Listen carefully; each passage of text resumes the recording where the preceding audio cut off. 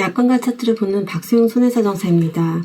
아이를 키우다 보면 아이가 태어날 때부터 이소성 몽고반점이라고 해가지고 이렇게 점을 갖고 태어나는 아이들 있잖아요. 이런 경우는 굉장히 오랜 기간 레이저 치료를 해야 되는데요. 오늘은 이소성 몽고반점 레이저 치료에 대해서 선천성 이상 수술비 보험금 분쟁에 대해서 한번 판례를 가지고 얘기를 해보려고 합니다.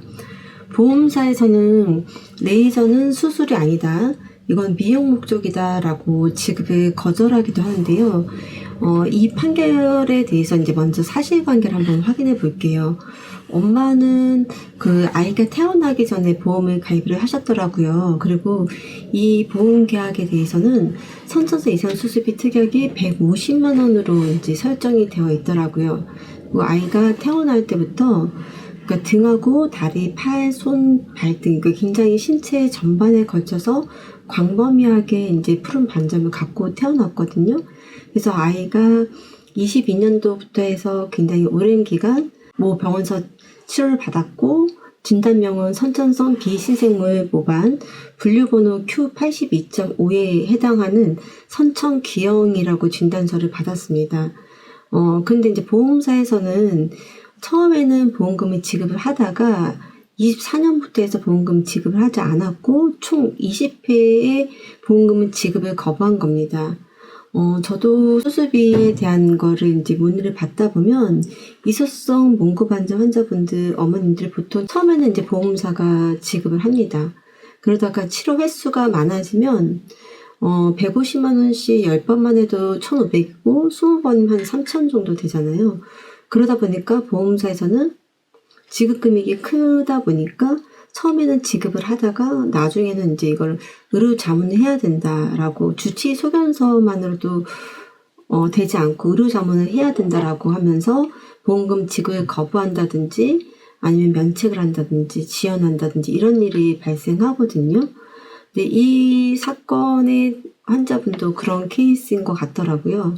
그래서 결론적으로 법원에서는 이 환자한테 1,500만 원 곱하기 20회, 그 다음에 지연 손해금을 지급할 의무가 있다고 이제 판결을 했고요. 법원에서는 이제 레이저에 대해서 수술을 인정한 것에 대해서 어떻게 판단했냐면, 약관상 절단이나 절제가 아니라는 이유로 지급을 거부했지만 재판부에서는 레이저를 발사하여 세포를 파괴하는 것은 물리적으로 생체에 조작을 가하는 것이므로 약관상 절제와 유사하다라고 판단했습니다.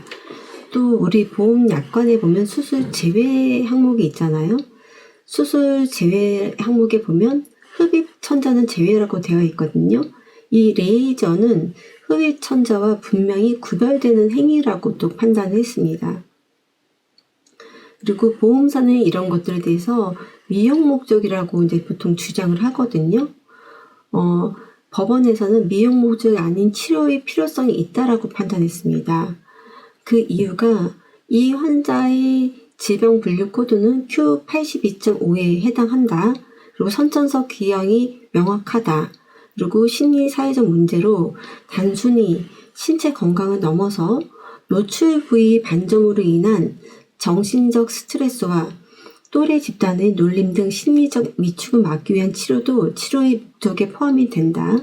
자연 치유가 굉장히 희박하다.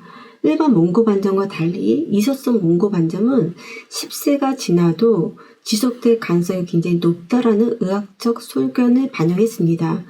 이소성 몽고반점 치료는 단 한 번의 시술로 마법처럼 없어지는 게 아닙니다.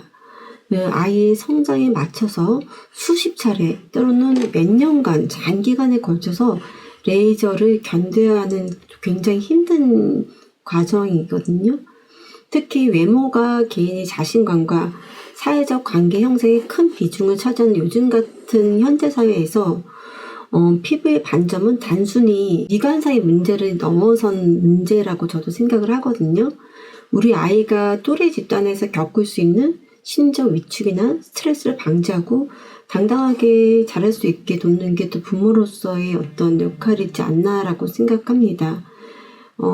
법원 역시도 이러한 시대적 흐름과 심리적 치료의 필요성을 명확히 인정했다라는 게 이번 판결의 핵심이라고 저는 생각을 하는데요. 이소성 몽고반점으로 장기간 치료하다 보면 중간에 보험사가 지급을 거절하고 하다 보니까 어머님, 아버님들이 이걸 어떻게 해야 되나 이렇게 걱정하시는 분들도 많으실 텐데요. 그렇다 하더라도 이번 판례를 통해서 더 아이가 치료할 수 있을 때까지는 또 치료해야 된다라고 저 역시도 생각을 하고, 만약에 필요하시다면 전문가의 도움을 받아보시는 것도 필요하다고 생각합니다. 오늘은 여기까지입니다.